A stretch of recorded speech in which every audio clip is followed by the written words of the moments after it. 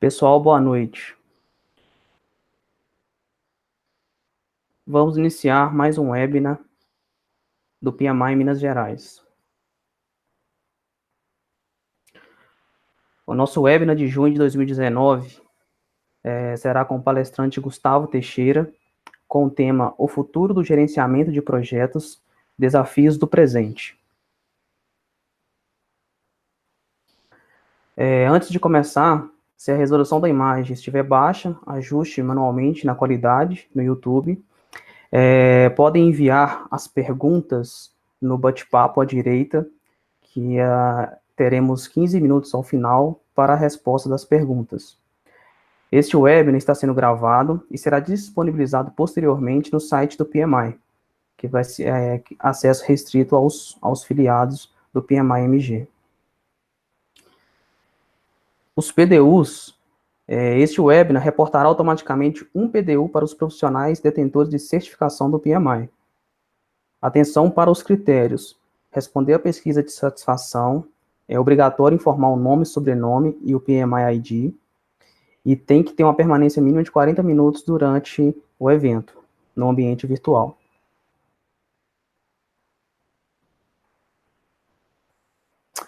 Próximos eventos. Dia 27 de junho, quinta-feira, teremos o ETM com o palestrante Leandro Brandão, Mindset Produtivo. Dia 29 de junho, sábado, teremos o workshop Kanban Game Experience. Dia 30 de junho, no domingo, teremos o Agiliza GP, corrida encaminhada do Marco Zero, Lagoa da Pampulha, às 8 horas. Já está confirmado e já iniciou as vendas do primeiro lote do 14º Congresso de Gestão em Projetos e Liderança, que será dia 25 e 26 de outubro, no Centro de Convenções do Mercury Hotel. Não perca essa oportunidade, já adquirir no primeiro lote o preço promocional. Também já estão abertas para você seja o nosso patrocinador. A melhor estratégia de crescimento é ser visto pela pessoa certa, na hora certa e no momento propício.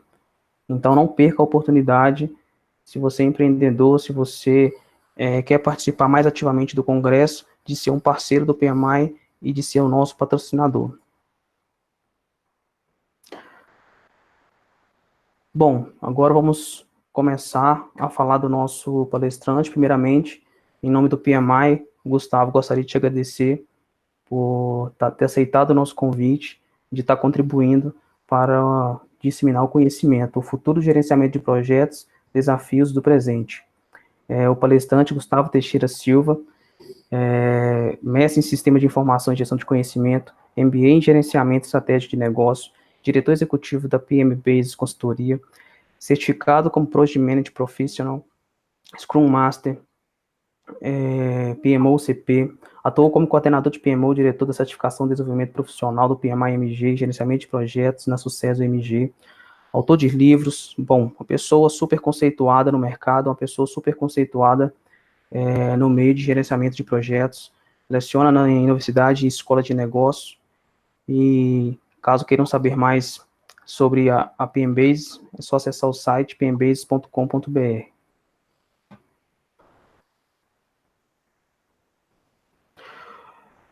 PMI agradece a presença de todos. Gustavo, tem uma boa apresentação e eu vou passar a palavra agora para você. Tudo bem. Olá, pessoal. Boa noite, tudo bem? Primeiramente, é um prazer estar aqui com vocês. É uma oportunidade única, né, de compartilhar conhecimento, não só com as pessoas que me conhecem, como as pessoas que se interessaram pelo assunto. Eu acho que trazer dois assuntos assim tão, digamos, curiosos, por exemplo, gerenciamento de projetos, nem todo mundo sabe o que é gestão de projeto, apesar de que o público que está aqui agora, imagino que já esteja iniciado, e futuro, né? Quando a gente trata de gerenciamento de projetos junto com o futuro, cai, né, num limbo aí de incertezas e que, inevitavelmente, a gente tenta utilizar ferramentas probabilísticas e determinísticas também para poder ajudar nessa projeção. Mas eu queria trazer alguns elementos, não para poder anular isso tudo que a gente já sabe com respeito a hard skills, mas para poder, né, trazer para o centro da discussão, para poder, basicamente, clarear um pouquinho de quais são nossos desafios baseados na boa prática de gestão de projetos, junto da questão da maturidade em gestão de projetos. E a minha visão, a PMBase hoje, ela está aqui no Raja Valley, que é um espaço bem legal, onde a gente tem junto de empresas tradicionais, startups também. Por que a gente veio para cá? Basicamente para a gente poder aprender um pouquinho com essas startups, né? Essas empresas que têm aquele veio tecnológico de inovação, e como é que a gente pode aplicar isso hoje para a gestão de projetos. Então, eu compilei algumas informações aqui que eu queria compartilhar com vocês, ok? Vou compartilhar a tela aqui agora.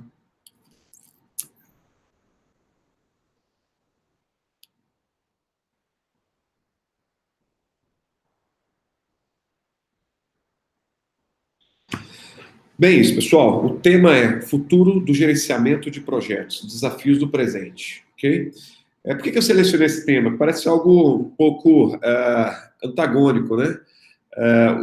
Falar de futuro, mas um desafio que é do presente. Então, basicamente, para a gente poder traçar uma linha dessa apresentação, eu vou trazer alguns elementos que parecem do futuro, parecem um exercício de futurologia, mas eu vou trazer também alguma aplicação e alguma visão com respeito ao uso do presente. Então, ou seja, o Yuval Harari fala isso muito bem com respeito a essas preocupações do futuro, que na verdade são preocupações do presente. Então, o que eu vou falar aqui agora não há nenhuma novidade com respeito ao benefício que se gera a partir dessa aplicação ou dessa abordagem, mas eu queria linkar isso com a gestão de projetos e a figura do profissional de projetos nessa interface, né, entre o presente e o futuro. Então, basicamente, é isso nossa apresentação de hoje, tá? Eu gosto dessa foto porque ela fala um pouquinho sobre o voluntariado, né? Eu estava conversando um pouquinho antes com a Dames, sobre o ganho que se tem em atuar como voluntário, independente do nicho, do meio que você oferece de seu tempo, mas é algo muito compensador e faz com que a gente acredite cada vez mais na gestão de projetos como um ponto em que você consegue convergir vários desejos, várias necessidades com aquilo que você consegue entregar, consegue oferecer, né? E a gestão de projetos, eu acho que o cunho social dela é justamente isso, né? A gente ser capaz de entregar valor, né, de um ambiente complexo, utilizando ali dos recursos, independente se você está pagando pela hora, se você está oferecendo a sua hora, isso é legal de se trazer. Então, isso aqui é um pouquinho sobre mim. Então, o Adams falou um pouquinho sobre minha formação, mas assim, eu gosto de falar que eu sou um empreendedor, ou seja, eu acredito muito em novas ideias e a independência, né, da empresa, da startup, da iniciativa, do empreendimento com respeito às iniciativas de governo, né? A gente sabe que o governo ele tem suas diretrizes e que muito do que o mercado hoje tem de estabilidade ou, né, uma baixa instabilidade é justamente pelo empreendedorismo, né? Que seja social, que seja momentâneo, situacional, mas é o empreendedorismo. Eu escrevi também, tive o prazer de escrever com outros colegas 3 livros, tá? Sempre voltados para gerenciamento de projetos, um deles publicado lá fora, sobre projetos de engenharia. Sou professor também, que faço com muito prazer, e voluntário, tá? Não somente no PMI, como também iniciativas como esse exemplo que eu trouxe aqui, que foi uma rodada bem legal ali. No fundo, a gente tem o Canvas, que a gente falou um pouquinho sobre projetos, iniciativas, sobre planejamento, recursos, por aí vai, tá bom? Bem, o Adames já falou um pouquinho sobre mim, então aqui eu tenho um resuminho, depois vocês podem dar uma olhada. E eu vou separar, pessoal, o nosso bate-papo aqui em 3 momentos, tá? Não vamos chover no molhado, mas falando sobre projetos, tem um slide aqui que fala sobre conceitos, basicamente para a gente saber assim, legal, o que eu preciso saber agora, o que eu preciso de conteúdo para poder avançar para os outros 2 pilares, né?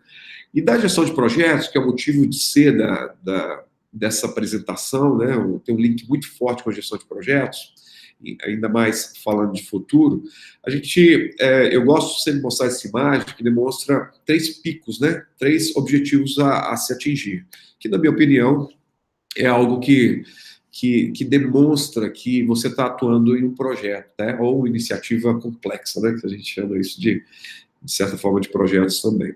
Então, aqui a gente tem a questão da liderança, um projeto que ele é liderado, ou seja, se eu tenho uma demanda que ela é complexa o suficiente para se pensar em outras áreas de conhecimento, estou falando de programa, escopo, estou falando de orçamento, necessariamente a gente precisa ter uma liderança, né? Isso é importante.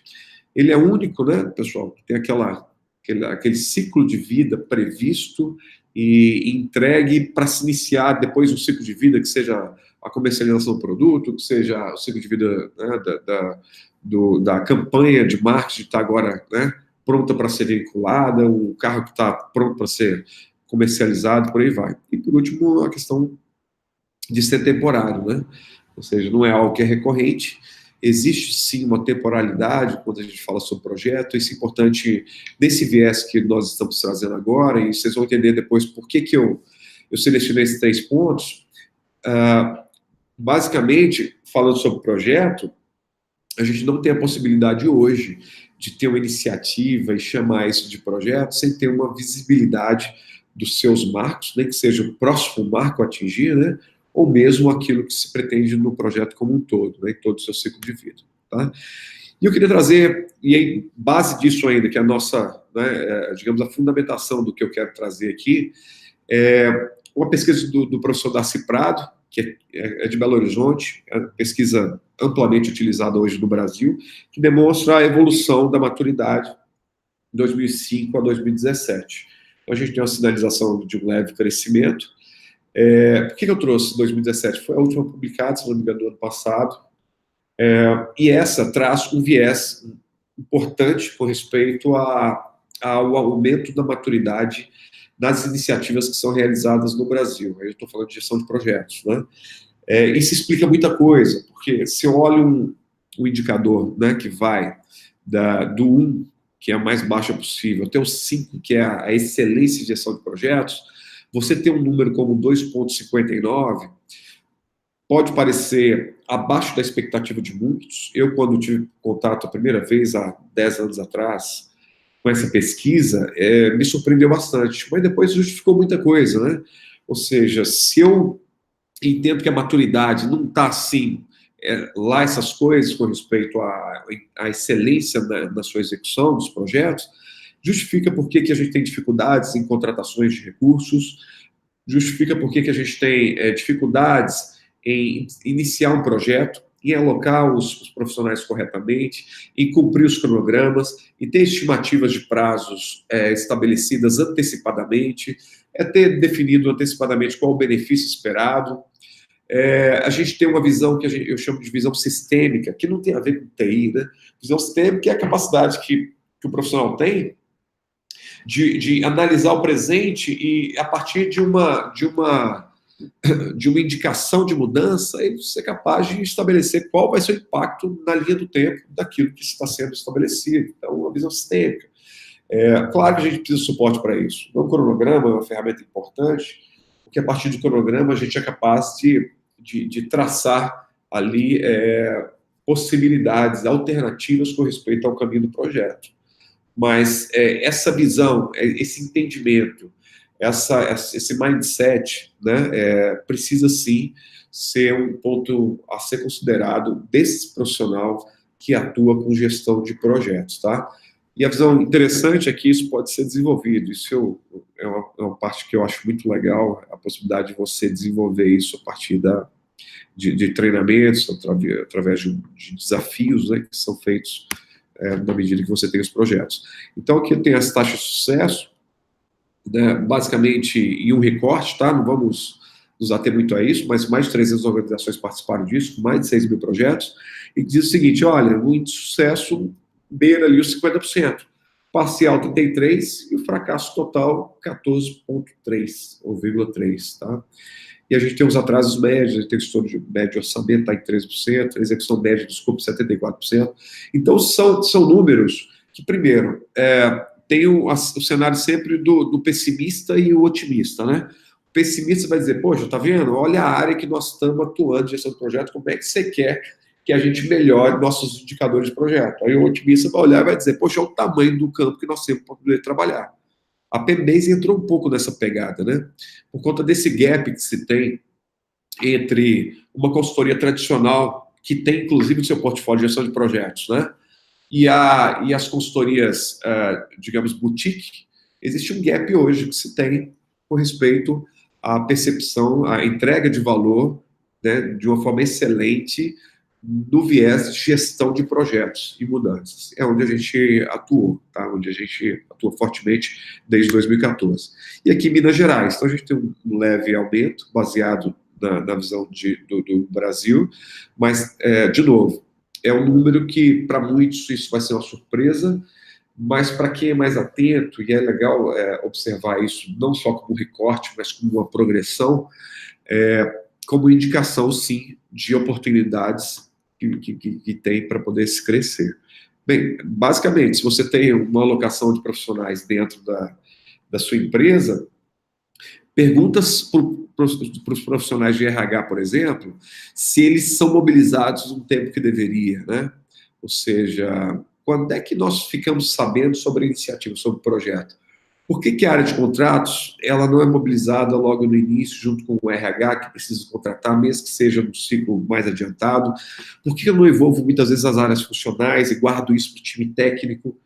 Por que eu deixo para poder avisar o recurso que ele está sendo sondado sobre a alocação em um projeto?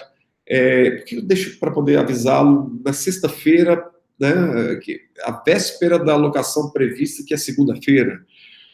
Não, ele tem que estar disponível para a empresa. Tá, mas a gente está falando de pessoas. E aí, basicamente, a gente vai falar um pouquinho sobre isso um pouco mais à frente, tá? Mas isso explica muita coisa. Esse recorte, eu acho que sinaliza muito bem o desafio que a gente tem. Não somente com respeito à gestão de projetos, mas com respeito às outras disciplinas que são complementares. Aí eu vou falar um pouquinho sobre isso, gestão de mudança e outras coisas mais. Aqui um pouquinho sobre o estouro médio de custos, tá? Baseado nas empresas que têm nível 4 e 5. Por que eu trouxe esse recorte? Que fala um pouquinho sobre o percentual de projetos, né, que estouraram o seu orçamento, baseado no nível que é considerado alto, de maturidade, nível 4 e nível 5. Existe ainda a mudança não prevista em projetos em empresas que têm alta maturidade? Sim, mas a probabilidade de se ter é cada vez menor, uma vez que se investe mais no aumento da maturidade, ok?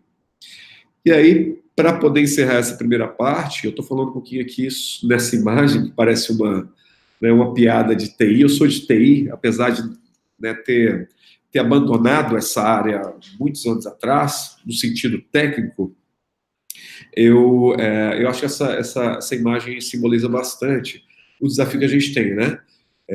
A gente cita situações parecidas como essa no dia a dia, né? Então, ali é um exemplo do pasteleiro, seu projeto feito na hora. Então, eu estive hoje mesmo com os clientes que a gente estava debatendo a melhor forma de iniciar o projeto, e esse prospect, que agora é um cliente, ele foi muito compreensível, ajudou a construir junto da PEMBase a melhor composição de recursos, de cronograma, para se alcançar o projeto. Só que essa é um pouco a exceção, né?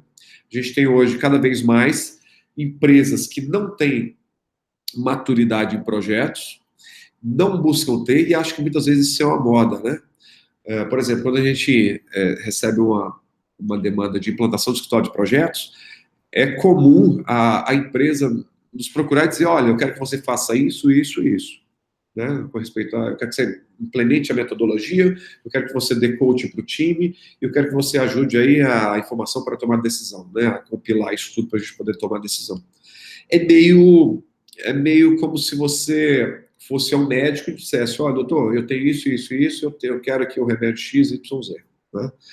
Isso é algo que, com o aumento da maturidade, se percebe, que é justamente aquilo que a gente chama de ciclo da nossa proficiência, da nossa especialização, né? Ou seja, existe um limite da ignorância é importante se estabelecer qual é o nosso limite. Falando da vida profissional, empresas já precisam fazer isso de maneira sistemática, mas na vida pessoal também a gente vai falar um pouquinho sobre isso em seguida, tá? Então, o primeiro pilar é justamente projetos que a gente acabou de falar, e o segundo que eu queria trazer são pessoas, para poder falar o que eu preciso falar, são projetos de futuro. Projeto, a gente tem desafios, sempre, e o principal desafio, penso eu, para nós profissionais de projetos, é justamente aumentar esse nível de maturidade. Que aí todo mundo ganha. Ganha a sociedade, ganha cliente, ganha empresa, ganha profissionais, né? E o outro fundamento, viés, pilar, justamente as pessoas, não é isso? Que não dá para poder trazer de uma forma diferente. Parece um pouco chovendo molhado, mas vocês vão notar que isso vai fazer toda a diferença. Nesse quadrinho aqui, isso vale para tecnologia, mas também poderia valer para qualquer área. A gente tem ali do lado direito alguém que busca um serviço, do lado esquerdo alguém que acha que sabe muito do que se faz, né? E por acaso é de tecnologia, que isso, a gente tem uma vasta literatura hoje com respeito à aproximação da tecnologia para a área de negócio. Se a gente tem, por exemplo, as ferramentas tecnológicas que aproximaram, em minha opinião, nos últimos anos da área de negócios, eu posso citar, por exemplo, o BI, né? Ou seja, se eu preciso de informação consolidada para tomar decisão, quanto mais independente eu for da tecnologia, melhor. E empresas de vanguarda acabaram por identificar esses gaps e ofertar serviços direcionados a esse público. Aí eu estou falando de Power BI da Microsoft, a gente está falando do ClickView, do ClickSense, né? Então, tudo aquilo que exigia-se uma equipe para poder extrair, para poder, né, acumular os dados, consolidar, extrair, depois gerar as visualizações, manter aquilo tudo. Hoje, a área de negócio já está buscando conhecimento a partir de ferramentas que têm um nível de abstração tão grande que você, em poucos cliques, conectando a planilha, você consegue ali o resultado que você precisa, né? Uma visualização que você precisa, praticamente independente da área de TI, né? Isso é uma visão interessante, porque nessa independência começa a surgir alguns novos profissionais. Aquele profissional que não é TI, um profissional que não é da área de negócio, não é um contador, e é um profissional que ele é a ponte, é o link entre a área de negócio e tecnologia, né? A gente chama de analistas de negócios, dentro do ágil pode ser também centralizado no PO. A gente tem vários papéis hoje que podem representar essa transição entre a área de negócio e a tecnologia, a TI. E até uma piadinha, né, interna da TI diz o seguinte, que as únicas áreas que tem, né, grupos que tem o cliente como usuário é o tráfico de drogas e a área de tecnologia, né, de TI. Então, basicamente é isso. Então, as abordagens, queria trazer uma piadinha interna também, Stream Go Horse. Então, é o inverso da maturidade, né, que a turma brinca, que é o seguinte, olha, pensou, não é Extreme Go Horse. Não se pensa, faz a primeira coisa que vem à mente, não existe segunda opção, a única opção é a mais rápida. Ou seja, empresas que pensam ou que consideram que a melhor ferramenta é aquela ferramenta que traz para planejamento, tá? Eu estou dizendo que traz a visão única no quadro, que você consegue acompanhar as etapas. Estou dizendo no Kanban, por exemplo, que é muito importante, né, na gestão de demandas, na gestão de projetos, até no controle das atividades, mas não puramente essa ferramenta resolve os problemas de projetos complexos. Então, se a gente pensa que a complexidade exige ferramentas mais sofisticadas, a visão também simplificada do que é projeto pode significar o que a gente chama de Extreme Go Horse, né? Existem 3 formas de se resolver o problema: a correta, a errada e a Extreme Go Horse, que é igual a errada, só que mais rápida. Então, uma piadinha interna também diz o seguinte, olha, se você tem 3 opções, né, basicamente, você tem, né, pensando em Extreme Go Horse, você tem ali convergido em uma opção só, que é aquela que é mais rápida, que você não pensa muito com respeito a isso. Se pensou, a gente não está falando a mesma coisa. Claro que é uma piada interna, pessoal, mas poderia ser verdade. Algumas organizações que a gente percebe, a gente passa por aí. Ou seja, a demanda ela surge, a demanda ela é tratada como um projeto com respeito à sua concepção, né? É um projeto, vamos lá, e não podemos perder tempo. Tem uma afirmação que diz o seguinte: o empresário brasileiro sempre tem dinheiro para refazer, mas nunca tem tempo para planejar. Então, assim, não dá tempo da gente voltar atrás e pensar em fundamentar a metodologia, pensar em treinar o time, pensar em coaching dos profissionais que vão estar atuando, mas a gente tem que começar rápido, começar logo, né? Isso, inevitavelmente, parece um adianto, mas a gente sabe que em médio e longo prazo isso vai significar um impacto grande. E na criação de valor desse ciclo, pessoal, a gente falou sobre projeto, estamos falando de gente agora, tem uma expectativa que estão na cabeça das pessoas, então vou falar um pouquinho sobre criação de valor. E na outra ponta, a gente tem funcionalidade. Funcionalidade, a gente está falando sobre entrega, a gente está falando sobre produto, tá? Necessariamente, a abordagem que você precisa ter é uma abordagem empática, né? De empatia, para aproximar do stakeholder, do cliente, para que eu possa entender quais são suas dores, suas necessidades, apesar dele muitas vezes não dizer. Isso é um exercício que a gente sempre faz. No PMBase, eu digo para meus alunos, nas palestras que eu faço, que a gestão de projetos assertiva e madura, muitas vezes trata de você entregar aquilo que o cliente não pediu. Pô, Gustavo, mas como é que é isso? Entregar o cliente não pediu e o contrato? Então, claro que de maneira antecipada é você demonstrar ao cliente que o que ele está pedindo não interessa aquilo que de fato ele espera de resultado. Então, por exemplo, informação para tomada de decisão, né? Você provê informação para tomar decisão. É um tipo de serviço. Qual o benefício que se espera a partir disso? Que se tem informação à mão a partir do uso de ferramentas, do uso de processos. Então, você consegue trazer a reboque dessa necessidade uma série de iniciativas que, se você está falando em um benefício de curto prazo e aquilo que foi selecionado para o período, são iniciativas que a gente tem que executar, e muitas vezes não está ligado àquilo que a empresa tem como percepção de que tem que ser feito. Tem clientes que a gente avança em fase de prospecção e negociação, que eles basicamente ignoram toda essa fase inicial de diagnóstico, de entendimento do que ele precisa, né? E isso faz parte um pouco do nosso trabalho, né? A questão do convencimento, a questão do conhecimento do arcabouço que nós temos hoje. Falar do PMBOK é uma referência importante, mas é uma referência. Falar do Agile é uma referência importante também. A gente falar sobre outras fontes de saber, de conhecimento, a própria gestão de mudança também é importante, mas não somente, né? E tudo isso, pessoal, mergulhado em pessoas, que aí começa a questão da criticidade. Se tem gente, a coisa não flui, na maioria das vezes, num ciclo que é contínuo, né? Se você utiliza o equipamento, salvo se tiver alguma falha, você imputa um dado, uma informação, uma ação, e espera uma resposta final. Pessoas não. Basicamente, 90% dos problemas, a gente tem estimativas disso, inclusive do próprio PMI, do Pulse of Profession, que diz o seguinte, que 90% dos problemas que a gente tem são direcionados, são atribuídos às questões que envolvem comunicação. Então, o que significa, e trazendo um pouquinho para o nosso cenário, é que a maneira com que a informação ou a comunicação é feita, ela diz mais do que a informação em si. Então, não sei se vocês já passaram por isso, mas tem pessoas que têm tanta habilidade que é capaz de te demitir e, ao final, você sair de lá, assim, dizendo, pô, o que eu fiz de errado? Pô, a empresa foi a mãe para mim e eu vou ter outra oportunidade agora que eu acordei, né? Você deixa alguma coisa com aquele que você desligou.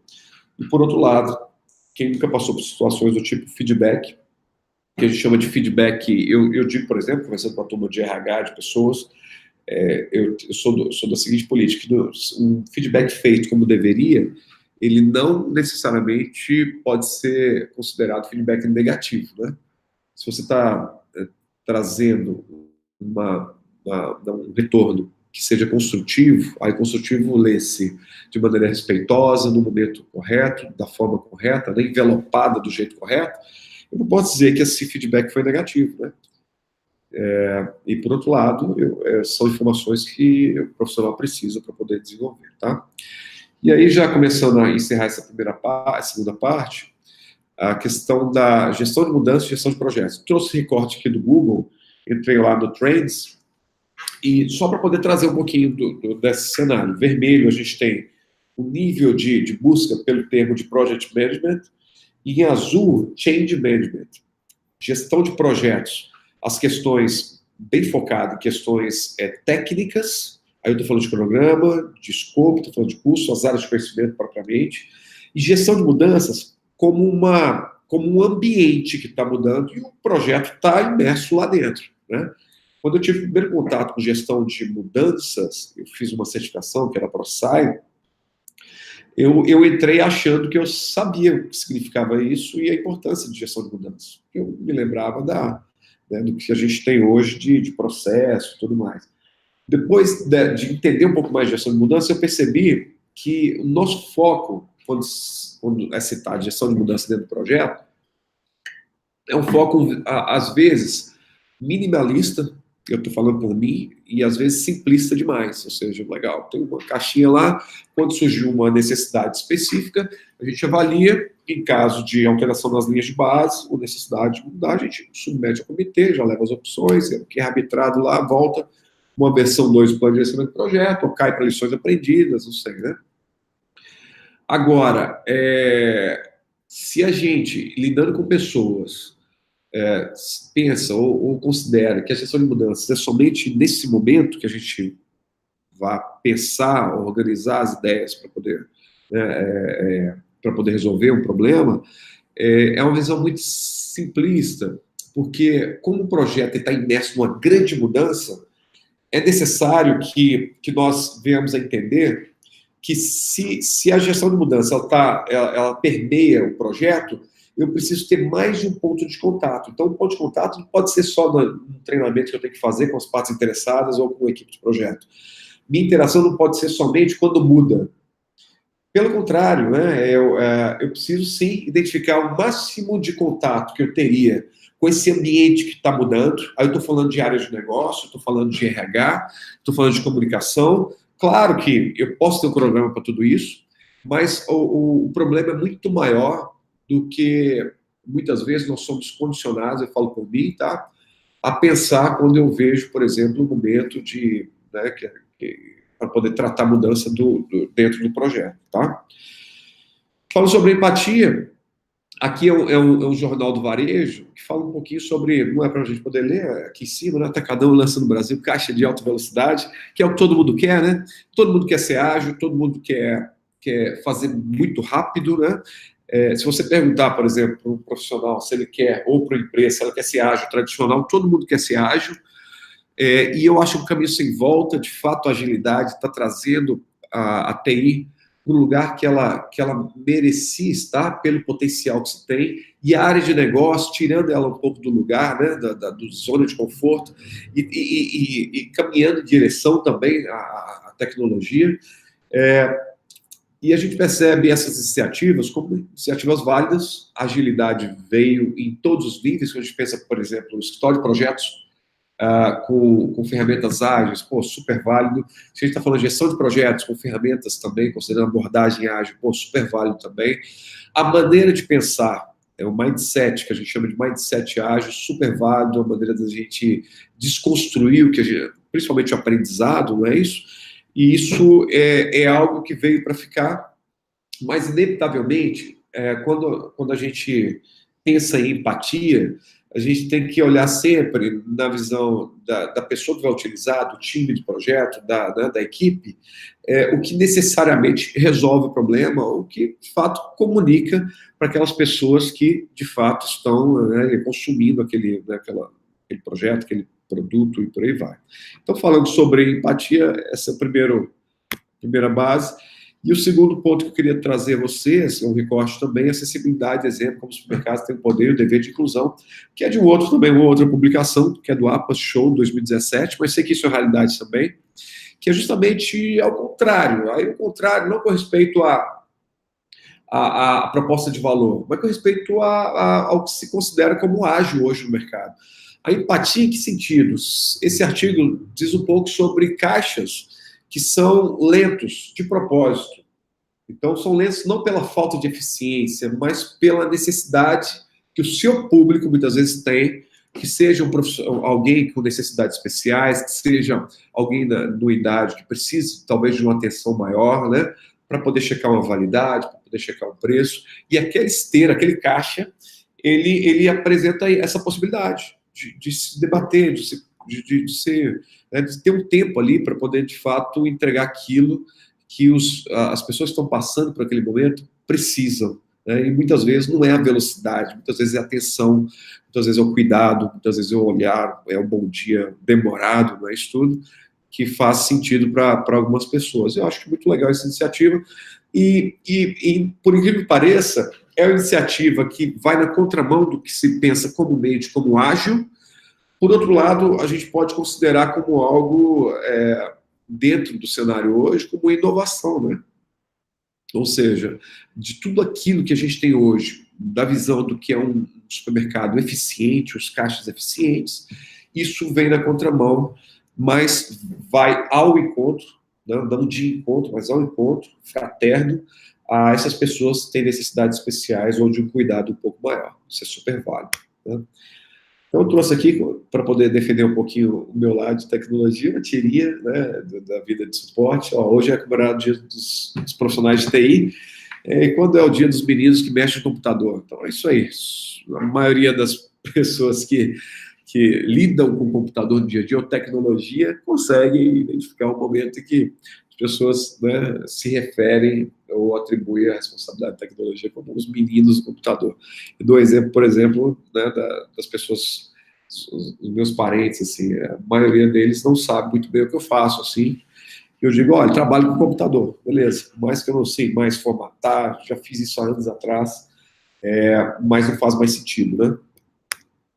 Então, falando ainda sobre empatia, pessoas, do lado esquerdo a gente tem a questão de ética, sempre importante, né, ainda mais hoje em dia, a questão da transparência. Para se ter uma ideia, para você participar de algumas RFPs e alguns contratos, você precisa demonstrar não só que você conhece as boas práticas de ética e transparência e compliance, mas você tem que demonstrar isso com evidências, que você, de fato, repassou isso para os profissionais, de quanto tempo você faz a reciclagem, para os mesmos profissionais, ou profissionais que entraram, de quanto tempo você faz a integração desse time, com respeito ao que a empresa percebe como ética, como transparência, como compliance, né? A questão da verdade, importantíssimo sempre falar a verdade, né? A questão da verdade imperando. E eu costumo dizer o seguinte para as pessoas que trabalham comigo: a verdade acima de tudo. Ah, mas eu não posso falar a verdade ao cliente. Então, diga que você não pode dizer, né? Então, essa informação eu não posso te dar, ou não está pronta ainda. O que eu prezo sempre, eu levo isso para a consultoria, sempre falar a verdade. Tá? Conteúdo, importantíssimo também, principalmente se a gente cita pessoas, empoderamento. Essa turma de startup é um pouquinho que a gente aprendeu aqui, que a maioria das startups oferecem duas abordagens, benefícios são interessantes e saltam aos olhos da geração milênio, principalmente, que é o contexto, ou seja, eis a criticidade do que precisa fazer, e a autonomia, você faz do jeito que quiser. Se quiser trabalhar de madrugada, se quiser trabalhar, jogar sinuca o dia todo, se quiser trabalhar em casa, você faz do jeito que quiser. Agora eu estou te dando a noção da criticidade para que você possa entender que a gente precisa desse recurso, dessa funcionalidade até sexta-feira. Né? A questão da confiança, que é um pouquinho do que eu falei agora, a questão da privacidade, está tão em voga agora. A gente tem o LGPD já com data, Lei Geral de Proteção de Dados, já com data de fim, ou seja, de implantação, aliás, que é para agosto do ano que vem. Então, ou seja, eu vejo poucas iniciativas, empresas com esse intuito, né, do que é feito com os dados, evidenciar isso, né? Só preciso contratar uma consultoria. Eu vi um pouquinho dessa onda do e-social, empresas correndo, pedindo requisitos assim mais absurdos, que eu preciso de alguém que conheça de Java, que conheça de e-social e que tenha disponibilidade imediata. Falei, puxa, cara, onde é que é um cara desse? Deve valer ouro aqui agora, né? E sem contar que estava assim 2 meses para poder iniciar o e-social, né? E o contraponto a isso, pessoal, já migrando para a nossa terceiro pilar, o blockchain, né, que é importante, está trazendo uma revolução das validações de informações, tirando um pouco de algumas instituições e órgãos e institutos, né, essa validação, esse cheque, né, ou seja, se eu tenho uma relação com com outra pessoa, que seja comercial, que seja de responsabilidade, qualquer nível que for, eu não necessariamente preciso colocar um terceiro para poder validar isso, mas eu posso incluir isso numa plataforma e a própria plataforma, a partir dos seus pontos, possa fazer a validação por pares, mas de uma maneira exponencial, para que eu tenha praticamente um ambiente inviolável. Inteligência artificial, sempre, né? Realidade aumentada, realidade virtual, IoT, que é uma realidade também que a gente tem hoje, reconhecimento facial e por aí vai.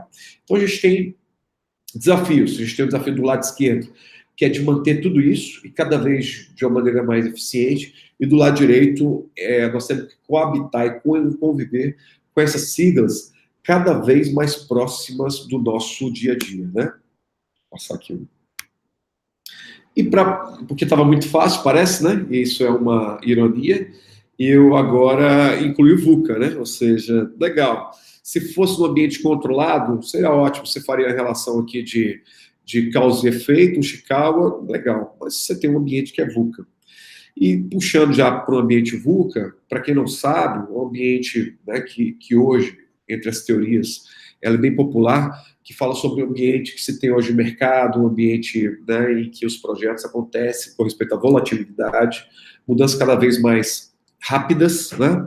Ou seja, isso está cada vez mais evidente pela projeto de tecnologia. Você tem um prazo de 2 anos para entregar, é praticamente um projeto, a única certeza que você vai ter é que vai mudar, pelo viés da tecnologia e pelo prazo que se tem. Então vamos fazer projeto? Não, vamos adaptar. Dá para fazer por fase? Dá para montar um MVP, mínimo produto viável, para que nós possamos evoluir, e na medida que a gente evolui, aprendi isso com startup também. É chamar de pivotar, a gente muda de direção para poder atender de fato o que o mercado, que o cliente precisa, não aquilo que a gente achava que deveria. A incerteza, menos clareza sobre o futuro. Cada vez os ciclos de previsão estão diminuindo, né? Antes se tinha a previsão, os futuristas gostam muito de ter, sei lá, você pega, por exemplo, o filme De Volta para o Futuro, tinha uma visão lá para 2000 alguma coisa, fantástico, os carros vão voar, aquela coisa, o skate voador, né, isso tudo. Hoje em dia os ciclos são muito curtos, né? Então você tem hoje uma visão de projetos, e em projetos a gente tem, sim, a incerteza dominando o ambiente, né? Não para não se fazer o projeto, mas para se entender desse ambiente, qual a melhor estratégia, a ferramenta a ser aplicada.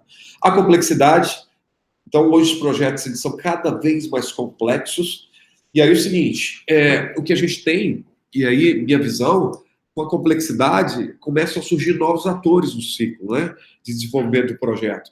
Então a gente antes falava de um gerente de projeto, por mais que a boa teoria dizia que o gerente de projeto não precisa entender tecnicamente o projeto. Eu falei, ok, mas a gente não vê um profissional de projetos, não é popular, não é recorrente de ver um profissional de projetos atuando em projeto de engenharia, tá?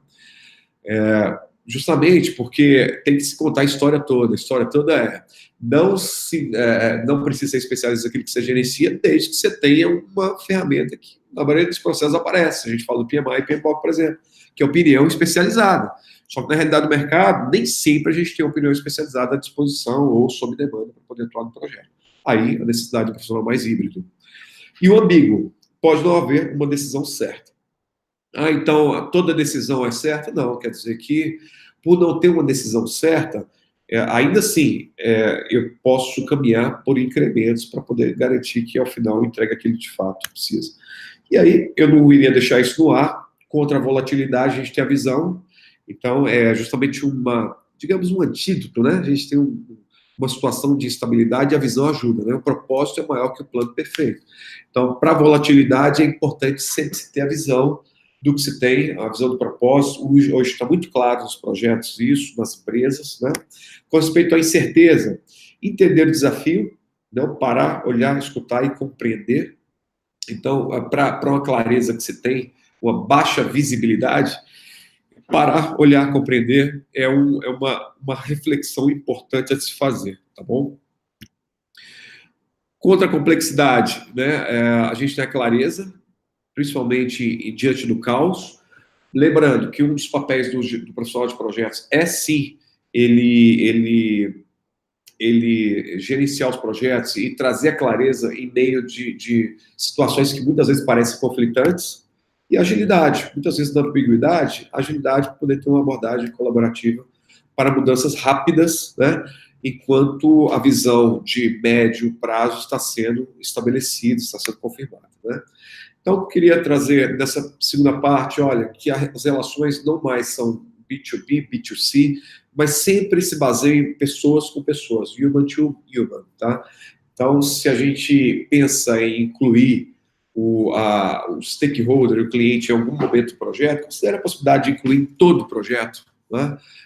Mais interfaces, mais empatia, e aí se preocupar mais com soft skills, né? Se preocupando, assim como nós nos preocupamos com hard skills, se preocupar também com soft skills para poder garantir essa aproximação. E, por último, a tecnologia. Então, eu falei de projetos, que é o nosso dia a dia, né, que é a nossa rotina, digamos assim. Eu falo de pessoas, trazendo as pessoas para o centro da discussão, e tecnologia, que é justamente a terceira parte. Então, geralmente, a tecnologia é num ciclo bem básico, né? Você tinha um propósito, aquilo que é o valor que se espera alcançar, um sonho que se tem, né? Depois a questão do projeto que se tem, e a tecnologia até então entregava. Era o papel da tecnologia, né? Se tinha um sonho, se tinha um projeto, legal. Tecnologia, vamos lá. Pensei a gente criar um aplicativo aqui que você pudesse interligar vários donos de veículos e a gente pudesse, em algum momento, ofertar isso para pessoas que precisam caminhar de ponto A para o ponto B, né? Tecnologia entregando tudo isso, né? O ciclo normal. Hoje em dia, o que a gente tem? A primeira vez na história, e o Harari fala isso muito bem, em que a tecnologia está à frente do que a gente sonha, do que a gente projeta e muitas vezes do que a gente tem de propósito, né? Nosso arcabouço tecnológico hoje, ele está à disposição para cumprir, né, desafios que ainda nem foram imaginados ainda, né? Se a gente pega o exemplo do Waze, por exemplo, o Waze ele se popularizou muito, e isso é legal, porque é uma ferramenta fantástica, né, israelense, inclusive. Ela uniu a rede social com a geolocalização, com o GPS, são tecnologias que já tinham até então.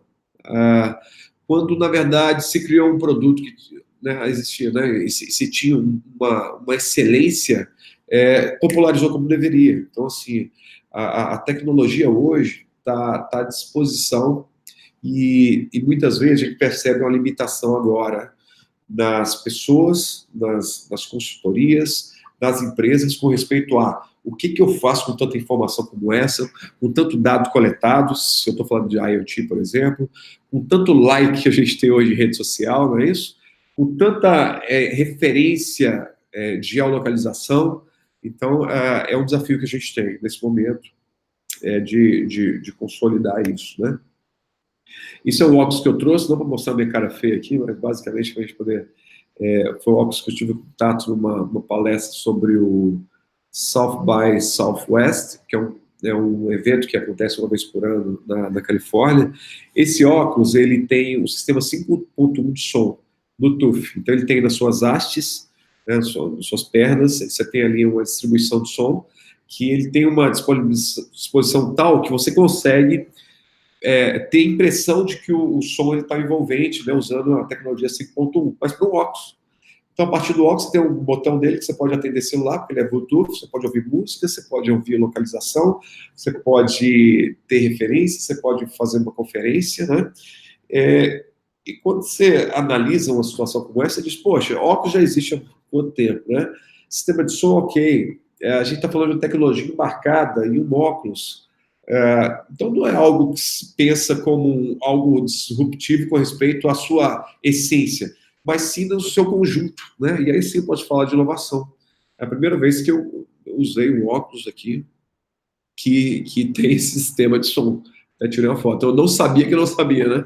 Então, a gente chama de unknown dentro da gestão de projetos, lá da gestão de risco, mas basicamente é o que a gente tem de desafio que a gente tem que lidar a cada dia.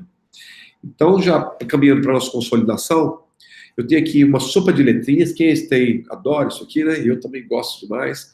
Interagindo, que a gente já considera como importante, essa parte de baixo. falando de ética, transparência, isso tudo. E, de um lado, a gente tem pessoas como empresa, sempre H2H, né, pessoal? Tem, do lado de compra, a gente tem alguém para poder entrar em contato com a prestadora de serviço, para poder negociar um contrato. Se você fala de uma maneira muito dura, as pessoas se retraem. Se você está com a área de negócios e você não comunica, as pessoas se sentem perdidas, né? Então, você tem sempre um ponto importante a se considerar, pessoas do lado da empresa, e do outro lado você tem as empresas e clientes, né, ofertando aqui o que antigamente se chamava B2C. A gente tem agora um H2H, ou seja, pessoas com pessoas.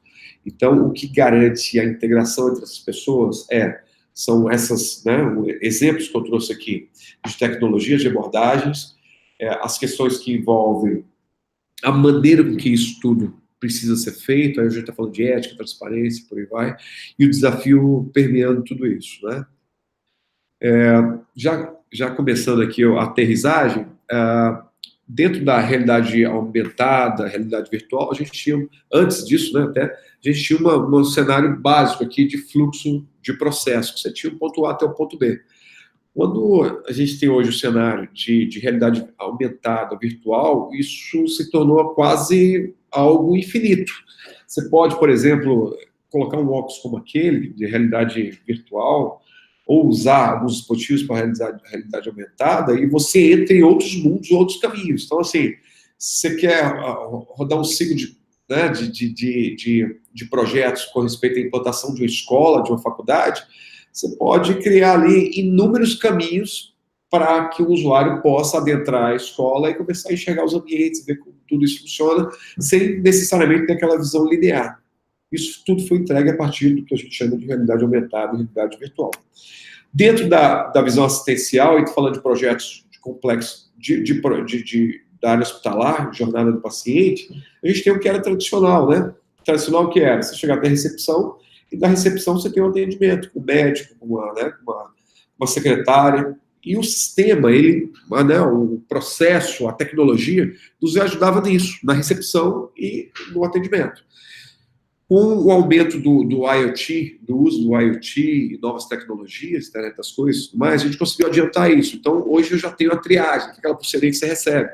A partir de um questionário que é feito no formulário, identifica se de fato você está prestes a morrer, se está prestes a ter um ataque cardíaco, ou se não é nada, não, você pode esperar lá no finalzinho da fila. Então, a pulseirinha vai indicar isso para você. Mas é algo que tem um suporte computacional, apesar de ter uma base, claro, científica para isso. Mas, de novo, eu consigo adiantar a utilização de tecnologias ou abordagens de TI, né?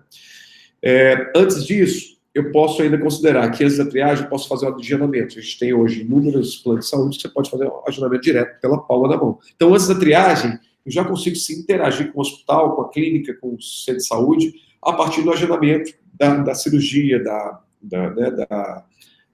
do atendimento, da consulta. Como se não bastasse, a gente conseguiu adiantar ainda mais. Então, para evitar que se tenha um índice de utilização muito grande, a gente começa a trabalhar na prevenção. A prevenção para que as pessoas adoeçam menos, por conta disso a gente consiga ter um nível de utilização menor, logo um custo menor de operação, né, do plano de saúde, do hospital e por aí vai. Parece um ponto mais adiantado possível, mas a gente tem o segundo, que é o hábito, ou seja, o programa de prevenção. Eu tendo hábitos saudáveis, eu preciso participar menos de planos de prevenção, preciso agendar menos consultas, eu preciso passar por triagem menos ainda, dentro do plano, o pronto atendimento, por aí vai. A partir da criação de hábitos saudáveis, que eu uso aplicativos para isso, né, de mindfulness, eu tenho de dietas, eu tenho de exercícios, eu tenho N possibilidades. Bem, como se não bastasse, a gente tem os diagnósticos que se utilizam de sensores, a gente está falando de relógio, a gente está falando de leitores, né, de biomarcadores, a gente fala sobre isso. Hoje já existe uma gama muito grande na literatura com respeito ao uso de biomarcadores. E, como se não bastasse, a gente tem chegando até o DNA. Então, assim, tecnologia, de novo, dentro do que é mais íntimo de cada pessoa, né? Estou falando de DNA. Então, o DNA já é algo que está sendo objeto de estudo e de aplicação de várias startups, eu vou falar sobre o próximo slide sobre isso, tá? Mas sim, a partir do mapeamento do DNA, eu consigo ter um diagnóstico antecipado, eu consigo direcionar os hábitos, eu posso direcionar as prevenções, menos agendamento, por aí vai. E, por último, os ancestrais. Isso não tem fim, né? Daqui a pouco eu vou ter um mapa. A gente já pode fazer isso, mapeamento de DNA, mas daqui a pouco eu vou ter uma... Claro que é uma brincadeira, pessoal. Uma regressão aqui computadorizada, mas não sei, né? Quem já viu Minority Report sabe que pode ser alguma coisa, né, para o futuro próximo. Bem, fazendo recorte do DNA, tem 3 startups que já fazem serviços do tipo que a gente acabou de falar. A Elix sequenciou o DNA de Steve Jobs, a partir de amostras coletadas. O DNA Fit faz dietas baseadas no seu DNA. Então, por $80, você pode ir lá, colher lá uma amostra, mapear o seu DNA e pode direcionar dietas. E Exploragem faz um vinho para você. Então, assim, baseado numa teoria que se tem com respeito ao DNA, sabe qual a melhor uva, qual a melhor safra, qual a melhor, né, o tipo de vinho que mais agrada a esse DNA. Então, isso já são realidades, né? E a gente está caminhando, já finalizando a palestra, para hiperpersonalização, ou seja, é um sistema, se eu estou falando de TI, para chamar de seu, né? Parece que é algo personalizado, mas por trás disso você tem uma grande máquina, sistema de sistemas, né, que garante que você que seja alimentado com tudo aquilo que tem de interação, de coletas, para te entregar aquilo que fala com você de uma maneira muito mais personalizada, aderente, né? Isso é a época da hiperpersonalização. Então, basicamente é isso. Projetos, pessoas e tecnologia. O que antes era um pilar, que nós tínhamos como tripé, hoje a gente tem as pessoas e a tecnologia e os projetos como um condutor. Eu botei aqui como base, não por acaso, mas é a maneira de se aproximar. A tecnologia das pessoas, cada vez mais, vai ser através de projetos. Eu não preciso ser especialista em tudo isso que a gente acabou de citar, eu também não sou, mas eu preciso inevitavelmente saber o que está acontecendo, né? O que o mundo está imerso e qual que é o meu posicionamento em relação a isso. Bem, para concluir, penúltimo slide, algumas indicações. Fugir da FOMO, pessoal, seja grato, seja grato. Então, o que é FOMO? É um medo de a gente é uma síndrome, tá? Que foi descoberta há pouco tempo, que é o medo de a gente estar perdendo alguma coisa. Quando a gente está falando aqui, a gente olha no WhatsApp e fala, pô, será que eu estou perdendo alguma coisa com respeito ao pré-feriado, né? Com respeito à demanda? Será que se eu ler esse artigo aqui, eu vou perder a live do Facebook? Será que se eu for tomar um café com alguém, eu vou estar deixando de fazer uma consulta aqui no LinkedIn para poder ver o que a empresa postou? Então, é um medo que se tem de uma maneira desenfreada de perder alguma coisa. Então, é importante, e eu digo seja grato, que é a nossa forma de ser grato com tudo que a gente já tem até hoje, né? Até um exercício de simplicidade, de gentileza consigo mesmo, de entender que a gente não vai entender, vamos conseguir absorver tudo. Pelo menos parte do meu dia é me descrever em grupos que me colocam, ou e-mails que me adicionam sem a minha autorização, justamente para poder tentar focar naquilo que é importante, né? Então, da gente fugir da fome. Tem exercício de mindfulness com respeito a isso. Quem quiser, tem colegas que fazem ciclos de coaching como esse, né, com esse intuito. Assuma projetos desafiadores, né, por ciclos. Então, nós vamos fugir desse excesso de informação. Por outro lado, sim, desafios são importantes para nos manter vivos, né, e digamos, vívidos. É importante em cada ciclo de 6 meses, de ano, você assumir um desafio novo, para se manter sempre crescendo, que seja uma aula dada, que seja uma palestra em inglês, que seja uma consultoria de algo que você nunca fez antes, né? É sempre bom se colocar desafios, né? Para que você se perceba crescendo na gestão de projetos. Foque nos relacionamentos dos projetos. Então, a indicação que eu tenho, focar em relacionamento não quer dizer eu vou tomar café com todo mundo, mas, por outro lado, se você tiver a oportunidade, em vez de fazer um follow-up por telefone, tiver a oportunidade de pegar um carro uma vez por mês, a cada 15 dias, ir até seu cliente, ir até seu time, e dizer, olha, hoje vai ser diferente, hoje eu vou fazer aqui, pessoalmente, né? Vocês vão perceber que muda muito, muda a sensação a valorização que o time percebe, muda o relacionamento da liderança com os seus liderados, a questão da percepção do cliente e por aí vai, né? Só melhora com essa abordagem de relacionamento. E assuma o que eu chamei de LLL, Lifelong Learning. Pessoal, se eu preciso fugir da FOMO, que é essa Fear of Missing Out, eu preciso ter uma contrapartida disso. É de assumir que eu vou ter um aprendizado que não vai se encerrar, é para a vida toda. Hoje em dia existem empresas que não se preocupam mais com o currículo, e sim com o que você sabe e a sua aplicabilidade. A gente está falando de Facebook, está falando de Google e outras mais. Então, considerando isso, qual é o bloquinho que você precisa para poder, né, subir esse degrau? Talvez isso seja uma pós-graduação, um mestrado que tem um longo termo. Talvez seja um curso, talvez seja um EAD, talvez presencial, talvez uma experiência fora. Mas é importante entender que o aprendizado não é mais por ciclos, né, como nós tínhamos anteriormente, é para a vida toda. Tá? Bem, isso eu queria trazer uma mensagem do Beto Guedes, Ronaldo Bastos, que é aqui de Minas, que os sonhos alimentam, né? Alimentam o tempo acordado de viver. Tá? É importante a gente ter essa visão quais são os sonhos. Se a gente não tem sonhos, é bom a gente parar e identificar onde é que a gente perdeu tudo isso, né? E voltar lá atrás, entender o que nos move novamente, né? Então, eu queria trazer um pouquinho da minha vida, né? Eu planejei correr 5 quilômetros, consegui correr 10. Meu projeto é correr uma maratona, mas estou ainda nos 10, entre 5 e 10, ou seja, é um projeto que eu tenho para a minha vida. A questão da pendência foi um sonho realizado também.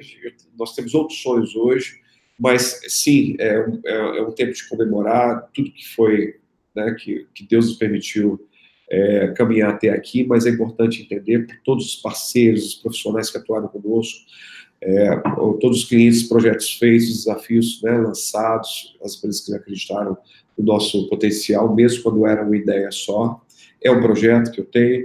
A questão das crianças aí também, né? É um projeto dos mais importantes, que a gente pensa em você educar, é uma responsabilidade muito grande que se tem, né? E por último, o que a gente tem para viver. Eu trouxe aqui Brumadinho, mas é um pouco do que a gente tem como propósito de vida, né? Ou seja, qual o projeto que eu posso atuar visando, entre outras coisas, diminuir o sofrimento e dores de todo mundo que foi impactado em alguma tragédia, ou que não seja tragédia com respeito a algo tão exponencial quanto isso, uma tragédia do dia a dia, que seja uma pessoa que passa por fome, né, fome no momento, que está precisando de alguma coisa. Não deixa de ser projetos, como aquele primeiro slide que eu trouxe, né, junto aos escoteiros. Tem que existir um propósito de vida, tá? A gente tem isso muito claro dentro da PMBase. E é isso, pessoal. Queria agradecer. Aí está o meu site. Eu acho que estendeu um pouquinho mais do que eu esperava. Mas fico à disposição. Nesse site você tem as informações da consultoria e na divulgação, imagino, do material, quem quiser me passar depois, gustavo@pmbase é o meu e-mail também, quem quiser comunicar depois, tá bom? Finalizo por aqui. Obrigado, turma. Pessoal, caso alguém tenha alguma pergunta, pode enviar no bate-papo, que o Gustavo vai tirar uns 5, 10 minutos para estar respondendo. Mais um lembrete, na descrição da palestra tem o link da pesquisa de satisfação, não deixe de respondê-la, né, para estar computando o PDU, tem que responder a pesquisa de satisfação. E caso alguém tenha alguma pergunta, por favor, enviar no bate-papo, que a gente vai estar repassando ao Gustavo nesse momento. Legal. Gustavo, eu tenho uma pergunta, já que o pessoal está um pouco tímido ali. Eu tive algumas experiências com relação a esse contato com o cliente, e você citou em inúmeros momentos essa questão da verdade, essa questão da aproximação do pessoal, pessoa com pessoa, né, não B2B, mas como vinha no passado, e às vezes hoje o compliance é muito forte dentro das grandes corporações no Brasil. E uma experiência pessoal minha é que às vezes o cliente, né, o partner, ele fica até com receio de às vezes criar essa relação e realmente para a gente identificar o valor da entrega, né? Não só cumprir prazo, custo e qualidade, mas sim está entregando esse valor ao cliente. Como que você vê isso nas suas consultorias, que você já teve alguma experiência do tipo, de às vezes você encontrar essa dificuldade do cliente, às vezes por causa desse compliance corporativo, ter essa dificuldade junto ao cliente? Sim, a gente, assim, hoje mesmo, assim, parece que é um exercício de honestidade, mas, além de tudo, é uma estratégia de negócio, né? Honestidade, porque eu falei sobre falar a verdade, isso é importante o tempo todo, mas estratégia do negócio às vezes a gente parece que perde no curto prazo, quando você diz assim, olha, você não precisa de montar um PMO. Na verdade, se você pegar aqui um profissional e começar o seu primeiro degrau, se preocupando em gerar uma cultura de gestão de projetos, de repente bottom-up, não top-down, isso faz mais sentido para você e vai te ajudar, inclusive, a gerar resultados para defender orçamentos, para alocar um profissional, né, full-time, ou talvez, no próximo ciclo, até mesmo mobilizar recursos para poder chamar de escritório de projetos, ou o que quer que seja. Né? Isso pode parecer algo, assim, não muito rentável, porque a empresa muitas vezes está nos procurando para poder implantar o escritório de projetos. Você diz assim, não precisa se preocupar com o escritório de projetos. Pega uma análise que você tem, se você acha que tem alguém capacitado para isso, a gente pode combinar, né, alguns ciclos de desenvolvimento, se for o caso, se você achar que precisar da gente. Agora, se você achar que pode fazer por conta própria, eu te indico essa iniciativa inicial, né, no primeiro ciclo. Depois disso, a gente volta para poder conversar. E nem todas voltam para dizer assim, pô, legal, Gustavo, fizemos a contratação do analista, agora vamos pensar no PMO? Não. Ou a pessoa, ou a empresa, né, e essa pessoa, ou ela diz, não, Gustavo, entendo o que você falou, vou contratar aqui um analista, e fica com isso lá para dentro, né, e às vezes patinando, né, ou consegue um sucesso, ou ela volta e diz assim, não, entendo a necessidade, a gente já tentou isso antes, mas a gente está precisando de uma atividade, uma iniciativa mais formal. E aí, onde a gente entra para poder ajudar. Ok, isso aqui é mais formalidade, talvez seja importante se estabelecer uma plaquinha ali de escritório de projetos, e isso começa a fazer sentido. Pode parecer algo que você perde no curto prazo, mas certamente no médio e longo prazo isso vai retornar. Já aconteceu conosco antes. A gente indicou um profissional, nos abordaram para locação, a gente fez toda a triagem e aí disseram, pô, Gustavo, mas a gente quer alguém interno. Beleza, ok. Está aqui os currículos das pessoas que nós alocamos, boa sorte, precisar da gente, estamos à disposição. 2 meses depois, pô, Gustavo, metemos os pés pelas mãos, vamos aqui tentar agora uma consultoria. A gente alocou um analista lá dentro. Né? Não, ótimo. Nós temos uma pergunta aqui do Rodrigo Correia. Como você vê a gestão de risco nesse ambiente tão complexo? O que é viável? O que é essencial? Gestão de riscos num ambiente tão complexo. Bem, eu tenho algumas indicações. A primeira delas assumir que a única certeza é a mudança. Porque quando eu assumo que a única certeza é a mudança, a minha preocupação fica em não me antecipar, não evitar a mudança, mas sim me antecipar ao que pode acontecer. E aí o foco passa a ser não mais a solução que está sendo feita, desenvolvida, começa a ser as pessoas. Quando eu tenho um indício da expectativa do profissional, lá na cabeça dele, de que aquilo possa não ser aderente para ele, minha preocupação vai ser não mais tentar criar um melhor produto, mas sim me aproximar dessa parte interessada, desse cliente, para poder compreender o que da expectativa que a gente não está conseguindo entregar. Aí eu coloco a pessoa no centro do processo todo, assumindo que a única certeza é a mudança, que as pessoas são os veículos geradores de mudança, né, principalmente. E terceiro ponto, a questão da flexibilidade, se preparar para ser flexível. E eu estou falando de todos os níveis, estou falando de contrato, eu estou falando de contratações de profissionais, estou falando de contratos com empresa, estou falando de contratações de profissionais, estou falando de metodologia, para que tudo seja flexível. Flexível não é caos, né? Caos é quando você muitas vezes flexibiliza demais, depois você não consegue unir as pontas no planejamento, seja um, né? Ou seja, o esperado. Mas a flexibilidade, sim, com controle, é super bem-vinda e é a minha indicação. Então, o primeiro passo, considerar que tudo, a única certeza da mudança. O segundo ponto importante, a questão do entendimento desse cenário que a mudança ocorre, e o terceiro, incluir as pessoas no centro da atenção. Ok? É isso. Ótimo. A Rosilene Bragança tem uma pergunta. Ela está questionando o seguinte: quando eu faço uma proposta ou orçamento de um projeto para um cliente, existe algum percentual de horas de GP que é mais aceitável no mercado em geral? Ou não existe esse número? Não.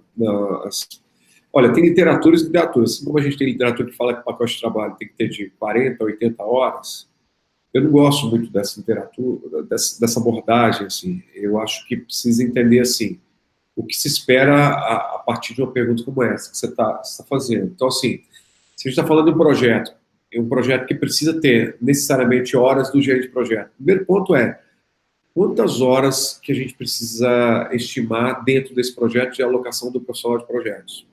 Ele precisa ser full-time, ele precisa ser part-time, e se eu tenho horas previstas, qual é o valor que eu pretendo vender esse profissional nessas horas?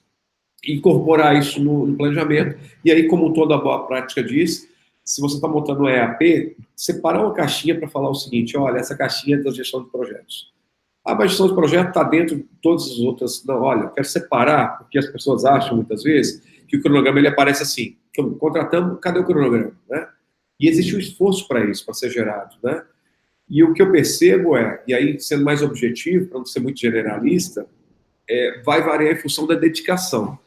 Então, sempre identificar qual a necessidade que se tem da figura do gerente de projeto para fazer, e aí vamos falar das bem objetivos. Reuniões de follow-up junto ao cliente ou junto ao time de projeto. Eu estou falando de reuniões reuniões de ciclos de entrega, né, que você vai fazer a validação para poder realizar a entrega junto ao cliente. Estou falando de fazer relacionamento com o seu time. Parece um negócio meio, isso é o RH faz, mas não é a mesma coisa. Porque uma coisa é a abordagem interpessoal que se faz e que você aproveita para ter um veio técnico. Então eu vou lá para dizer o seguinte: como é que está a sua vida? Está bem? Ótimo. O que você precisa aqui com respeito à ferramenta, a conhecimento? Gustavo, me pediram aqui uma ferramenta de gestão ágil de projetos. Legal, já pensou em fazer por mais que seja simples, um Kanban, talvez te atenda nisso que a demanda foi gerada.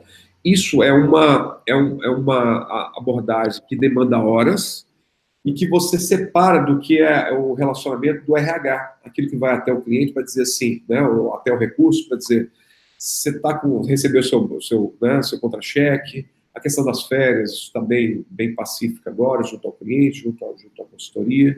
Então, são abordagens diferentes. A gente traz isso e tem dado certo.